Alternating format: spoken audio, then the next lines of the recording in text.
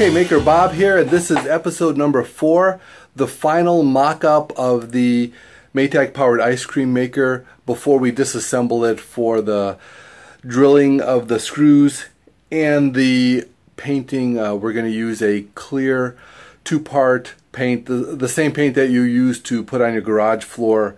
It should be fuel proof and give it a nice finish. I have the belt trimmed. It's a little bit tight right now. Or will be a little bit tight, but you can see when it tightens up, it'll engage the Lovejoy connector, and the right angle gearbox sits inside of these polyethylene U-channels, which sit inside of stainless steel U-channels.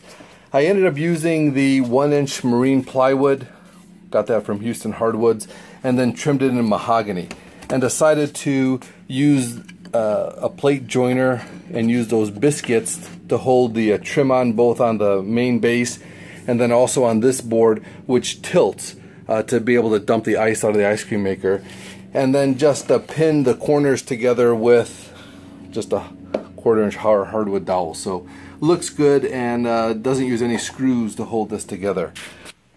And here's a 2-inch stainless steel hinge that will allow the base that holds the ice cream maker to tilt up.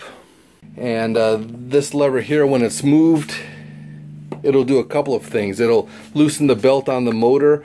Also, it'll disengage the Lovejoy connector from the ice cream maker. One of the problems I ran into, I didn't realize the first arm I made was too tall and the threaded rod would run into the motor flywheel. So I had to shorten this whole assembly. And then I put the other end of the threaded rod somewhere where I think is in between the force by the motor and then the force of the Lovejoy connector, so hopefully it'll be balanced pretty well. You can see I also have to do a little shimming here. I didn't realize when I welded the plates how much they were going to deform from the heat of the welding, but either way it'll all be squared up and should work well. The next thing I have to do is take it apart, drill the holes. I'm using stainless steel T-nuts on the underside to hold all the different components on.